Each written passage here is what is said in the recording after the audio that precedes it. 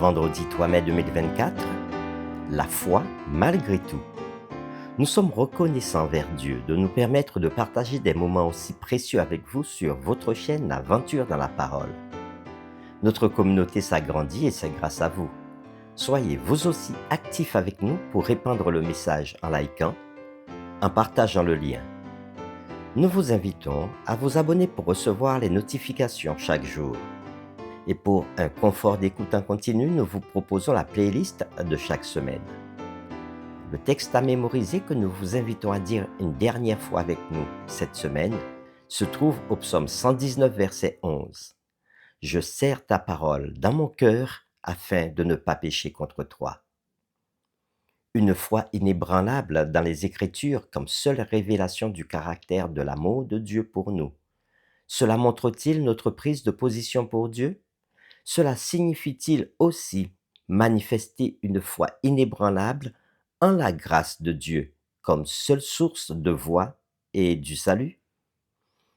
Les séquences de cette semaine nous ont aidés à répondre à ces questions et nous avons commencé à le faire le samedi 27 avril en introduisant la série de cette semaine, La foi malgré tout. Puis le dimanche 28 avril, la parole de Dieu seul. Le lundi 29 avril, transmettre la parole de Dieu. Le mardi 30 avril, éclairé par l'Esprit. Le mercredi 1er mai, Christ seul, la grâce seule. Le jeudi 2 mai, l'obéissance, le fruit de la foi. Et aujourd'hui, vendredi 3 mai, nous poursuivons avec des réflexions avancées. Comme nous l'avons déjà vu auparavant, le grand conflit avait commencé au ciel avec la fausse accusation de Lucifer selon laquelle Dieu est mauvais et que son règne est dictatorial.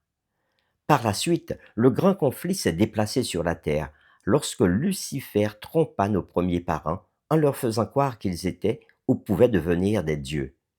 À chaque étape de l'histoire humaine, le diable utilise la ruse pour déformer le caractère, les plans, la souveraineté et la loi de Dieu. En réponse à cela, Dieu se révèle à l'humanité et l'une des façons dont il se révèle à nous est à travers la nature, l'histoire, la nature humaine et notre conscience. Cette révélation divine est communément appelée révélation générale. Cependant, la révélation générale n'est pas spécifique parce qu'elle n'est pas propositionnelle, c'est-à-dire qu'elle n'est pas transmise directement par la parole. En outre, le péché a produit des changements significatifs dans la nature, dans l'histoire, dans la nature humaine, la moralité, la pensée humaine et dans notre perception de la réalité, ce qui pose des défis à notre appréciation et à notre appréhension de la révélation générale. Pour ces raisons, Dieu se révèle principalement par une révélation spéciale. La révélation spéciale signifie que Dieu se révèle personnellement et propositionnellement. Nous pouvons y connaître et comprendre le caractère de Dieu, sa personnalité, ses plans, sa domination sur l'histoire humaine et ses principes d'action et de règne. Avant la chute dans le péché, la révélation spéciale de Dieu se manifestait à travers sa relation personnelle et ses conversations avec Adam et Ève. Après la chute, Dieu n'avait pas abandonné l'humanité, bien que le péché ait gravement altéré sa relation avec la race humaine. Il avait continué sa révélation personnelle avec Adam et Ève et au reste de l'humanité par divers moyens tels que la théophanie, ce qui veut dire l'apparition divine sous diverses formes, ou les expériences prophétiques, donc les rêves et les visions. Pendant des millénaires, Dieu a œuvré par l'intermédiaire des patriarches et des prophètes pour contrer la désinformation du diable, mais plus important encore, pour appeler l'humanité à le comprendre correctement, à lui faire confiance et à accepter son plan de salut. Mais Dieu ne s'était pas arrêté à cette forme de révélation médiatisée.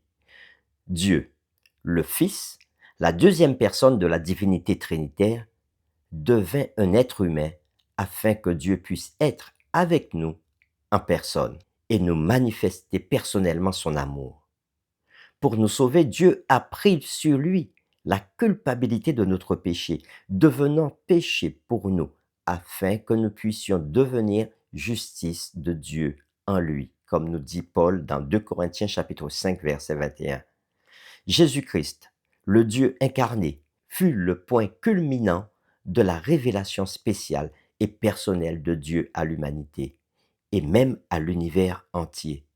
Par l'incarnation, la vie, le ministère, la mort sacrificielle et la résurrection de Jésus, Dieu a pleinement révélé son caractère d'amour et de justice, ainsi que sa puissance créatrice et révélatrice. Après l'ascension de Christ, Dieu a continué sa révélation prophétique par la présence et l'activité du Saint-Esprit. Mais la révélation spéciale de Dieu ne s'arrête pas à ses manifestations historiques et divines. Par le processus d'inspiration, Dieu a œuvré directement avec et à travers les prophètes et les apôtres pour qu'ils mettent à l'écrit sa révélation divine spéciale afin qu'elle puisse être publiée et proclamée au monde entier. Ce récit de la révélation divine est les Saintes Écritures, comprenant l'Ancien et le Nouveau Testament centrés sur la révélation de Dieu en Jésus-Christ. L'Écriture fait donc partie intégrante de la révélation spéciale de Dieu, portant l'empreinte complète de l'autorité divine en tant que parole de Dieu. Par les Écritures, Dieu aspire à ce que tous les hommes sachent qu'il est vrai, ce qu'il a fait et fait pour leur salut. Mais il y a eu des attaques. Satan emploie plusieurs stratégies pour minimiser la valeur de la révélation spéciale de Dieu. L'une de ces stratégies consiste à amener l'humanité à douter de ce que Dieu révèle dans sa parole. Mais après que la parole de Dieu soit avérée vraie, à maintes reprises, le diable a redirigé son attention vers sa stratégie principale, rendre les Écritures dépendantes de l'interprétation humaine et de la tradition. Ce changement s'était produit parmi le peuple de Dieu à l'époque de l'Ancien Testament. Ainsi, à l'époque du Nouveau Testament, certains d'entre eux avaient du mal à accepter Jésus, non pas parce que les Écritures n'étaient pas claires, mais parce qu'ils voulaient filtrer la parole de Dieu à travers leur propre tradition. Ainsi, le diable avait atteint son triple objectif: abandonner les commandements de Dieu, donc les mettre de côté, le commandement de Dieu qui dit: tu aimeras le Seigneur ton Dieu de tout ton cœur, de toute ton âme, de toute ta force et ta pensée, et ton prochain comme toi-même, et annuler la parole de Dieu. Au départ, tout comme les Juifs, la tradition peut être bien intentionnée, mais si elle n'est pas soigneusement réglementée par les principes bibliques, la tradition finit par donner naissance à l'essence même du péché, la suppression de l'autorité de Dieu, une tentative de le contrôler et l'établissement de l'autorité humaine sur la parole de Dieu, son royaume et sa révélation. L'établissement de la tradition sur la parole de Dieu démolit le but et le sens même de la révélation spéciale de Dieu, qui est de révéler son vrai caractère, ses desseins et ses plans, et de révéler le chemin de la rédemption. Au lieu de l'amour de Dieu et du salut par la grâce, les gens apprennent à suivre les instructions des experts religieux et à suivre un chemin pénible de salut. Tout comme Christ, les premiers chrétiens avaient répudié la tradition et réinterprété les Écritures selon leur sens prévu. Plus tard, cependant, les chrétiens suivirent l'exemple du judaïsme et développèrent leur propre interprétation des Écritures éclairées par divers présupposés culturels, politiques et philosophiques. À l'époque de Luther, les Écritures et leur interprétation étaient fermement entre les mains du magistère de l'Église. Selon leur autorité, la Bible était trop divine et trop sainte pour être interprétée par des gens ordinaires. Tout comme les scribes l'avaient fait à l'époque de Jésus, les prélats, les prêtres et les érudits, sous prétexte de préserver l'identité et l'unité de l'Église, affirmaient qu'il n'est pas donné à tout le monde de lire et de comprendre la Bible. Le refus de communiquer les Écritures au peuple avait entraîné un manque de vraie connaissance de Dieu et un manque de spiritualité ayant des résultats désastreux. Par conséquent, l'absence de vérité biblique conduisit à l'activation rampante du péché. Et peu après, l'Église revendiqua l'autorité et le contrôle sur Dieu, sur son royaume et sa voie de salut. En raison de cette trajectoire, l'Église, tout comme les dirigeants juifs d'autrefois, imposa une nouvelle voie de salut, celle par les œuvres. Selon cet enseignement, les gens sont sauvés à travers et par l'Église en faisant ce qu'elle leur dit de faire. Ainsi, la doctrine de l'Église fut transformée en une observance des rites hiérarchiques et sacramentales, tandis que la doctrine du salut fut transformée en une acceptation de la pénitence et des indulgences. Dieu fut privé du moyen même qu'il avait créé pour atteindre directement tous les peuples, c'est-à-dire l'écriture. En établissant le principe de la sola scriptura, les réformateurs protestants s'étaient élevés contre cette stratégie démoniaque opérant au sein de l'Église. Les réformateurs avaient établi que les Écritures étaient la seule forme de révélation spéciale que Dieu donnait à l'Église à cette époque et que les gens devaient être autorisés à écouter Dieu directement en lisant la Bible eux-mêmes.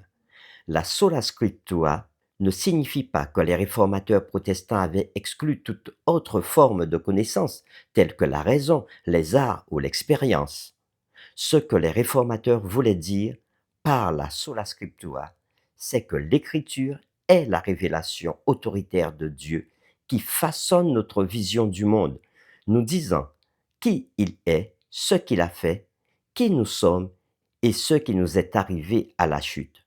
De plus, les Écritures révèlent comment Dieu nous sauve et ce qu'il attend de nous. Ainsi, l'autorité des Écritures est au-dessus de l'autorité de l'Église et de celle de toute autre autorité humaine ou forme de connaissance. C'est la parole de Dieu qui a créé l'Église et non l'inverse. Malheureusement, après plusieurs siècles, le protestantisme lui-même fut inondé par une autre stratégie du diable pour rompre la relation de Dieu avec l'humanité. Les protestants libéraux n'interdisaient pas aux gens de lire les Écritures par eux-mêmes. Au contraire, ces penseurs libéraux avaient réinterprété la définition même de la nature des Écritures. Pour eux, la Bible n'était plus la révélation spéciale divine, mais simplement le produit d'un esprit, d'une culture et d'une moralité humaine en évolution. Ainsi, les Écritures n'étaient pas la parole de Dieu à travers l'humanité, mais de simples paroles humaines, des imaginations ou des spéculations sur Dieu qui jaillissaient de l'environnement naturel ou historique des gens. Pour cette raison, selon le protestantisme libéral, la lecture directe, naturelle, littérale et pieuse de l'Écriture comme la parole de Dieu est tout simplement fausse. Au contraire, ils disent qu'il faudrait lire les Écritures de la même manière et avec la même méthodologie requise lorsque nous lisons la littérature, l'histoire, la culture ou la philosophie. Par conséquent, au lieu de la méthode historico-grammaticale protestante traditionnelle de lecture des Écritures, les adeptes de la théologie protestante libérale avaient imposé à l'Écriture la méthode historico-critique de l'interprétation de la Bible. Le principe protestant de la sola scriptura s'était effondré parce que dans cette ligne de pensée, l'Écriture n'était plus la seule source faisant autorité de la révélation spéciale de Dieu. Au contraire, la Bible n'était devenue qu'un des nombreux documents historiques ou monumentaux produits par l'humanité. En outre, le principe de la sola gratia, sola fide, s'était également effondré parce que l'écriture et la voie du salut étaient devenus des produits du génie humain et de l'effort moral et religieux. De plus, contrairement à l'écriture, Christ n'était qu'un des nombreux chemins de salut. Tragiquement, cette vision des Écritures et cette méthode d'interprétation biblique étaient devenues dominantes dans toutes les dénominations chrétiennes. Mais, en tant qu'Église du reste de Dieu pour la fin des temps, les adventistes du septième jour s'étaient vus confier divinement la mission de proclamer une fois de plus les principes bibliques fondamentaux de la sola scriptura et de la sola gratia sola fide. Pour terminer, voici quelques questions sur lesquelles nous vous invitons à réfléchir et à échanger avec votre famille et votre communauté de foi. Comment expliquer l'équilibre entre la grâce et la loi, entre la foi et les bonnes œuvres? Selon vous, pourquoi est-il si facile de laisser notre esprit glisser vers le légalisme? Comment définiriez-vous le légalisme? Pourquoi est-ce si préjudiciable à notre foi chrétienne? Notre série La foi malgré tout est terminée. Nous vous donnons rendez-vous dès demain pour une nouvelle série intitulée Les deux témoins. Nous vous invitons à prier avec nous. Seigneur Dieu, notre Père, nous voulons te remercier pour l'étude de cette semaine que tu nous as donnée, nous permettant de comprendre que nous devons mettre et placer notre confiance en toi. Donne-nous encore aujourd'hui une clairvoyance de ta parole et de sa compréhension afin de baser notre foi et notre espérance sur toi. Nous t'avons prié au nom de Jésus. Amen.